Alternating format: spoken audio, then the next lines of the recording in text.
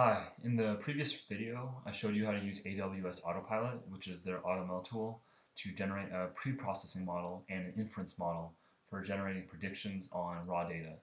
And this can be deployed in a single pipeline. But over time, you're going to want to implement some kind of scheduled retraining of the model that incorporates new data and will kind of minimize model drift over time. And so today I'm going to be talking about how to do scheduled retraining of an existing model. And this is going to combine CloudWatch, Lambda functions, and of course SageMaker. And so let me just first reiterate what the model is. The model consists of two components. One transforming job that pre-processes the data and generates new features. And the second step is actually the model itself. In this case, it's an XGBoost regressor, and that's going to run, do inference. And so this is the Lambda function that we have here.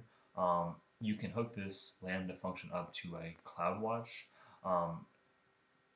events, and so what this CloudWatch event essentially does is you can use it to trigger the Lambda function right here. And so if we go in here really quickly, you can see there's many ways, obviously, of triggering a Lambda function.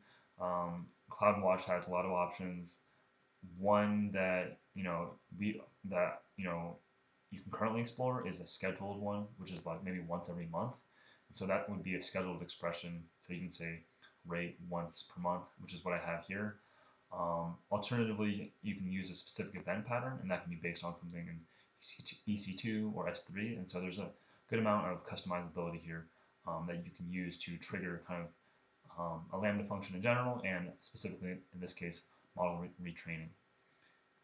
And so going back, let me just go back to the function that I have.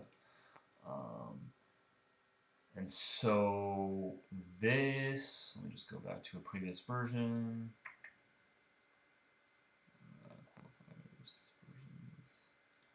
Okay, so yeah, in this version, this Lambda function is going to, once it's triggered based on a monthly cycle, it's going to transform new data in an S3 bucket and then retrain the model on that data. And so what that's going to look like is in here. So this is written in Python, and I'll just walk through this briefly. I'll put the code on GitHub if you want to look through it in more detail, but I'll highlight some of the key ideas that are happening here. And so this function is broken down into two parts: the transform job that needs to be run on the raw data, and the training job that needs to be done on the newly transformed data.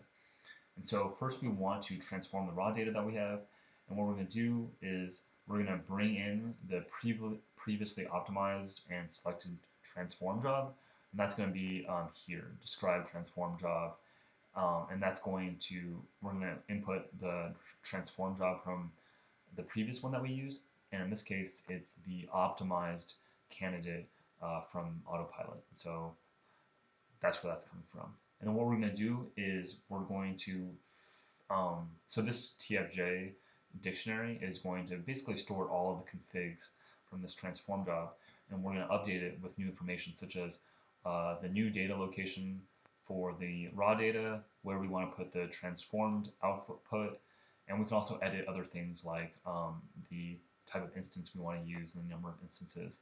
And you can specify this in the environment variables. Once that is done, we're going to create the transform job, and we're just going to feed in this dictionary with the updated parameters to the parameters of this transform job function. And so model name, transform input, output. Here, the model name is just going to be transformer with the current date, date time appended, and so we can kind of see when each transform job, what data is scheduled on, and keep track of that. So once this transform job has been completed, we're then going to train a model on the transformed data. And so this is going to kind of follow a similar principle. What we're going to do is use this kind of describe function, so describe a training job, and then we're going to describe it using the training job we're going to bring in here is the kind of optimize XGBoost regressor from autopilot, and this describe is going to just basically load this variable here as a dictionary with all the configs from that training job, including model artifacts, instances used, input data, output data, type, content, all these things are going to be stored in that object. What we want to then do is update some of these configs for this new training job. So this is going to be a new training job name, again with the date appended. We're going to be pointing it to new locations in S3 to point it to where the new training and validation data sets are, and so that's generated from that batch transform job above. And new location for output data here, and resource allocation, so instances.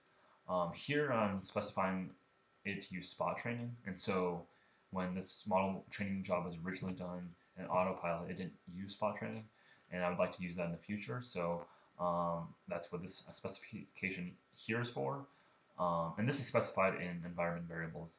And so I'll actually just go to that really quickly. And so you can specify environment variables here that you can kind of change. So the number of instances you want to use, the type of instance, whether or not you want to use spot training, things like that. The location where you're accumulating the data. These are all things that can be kind of that make the code a little bit more modular. And so once we've kind of updated these parameters, we can, just like above, feed it into a create training job function. And so, yeah, we're individually breaking down some of the parameters from this job dictionary to feed into this function. Once this function is run, we should see something on our console. And let me go to that.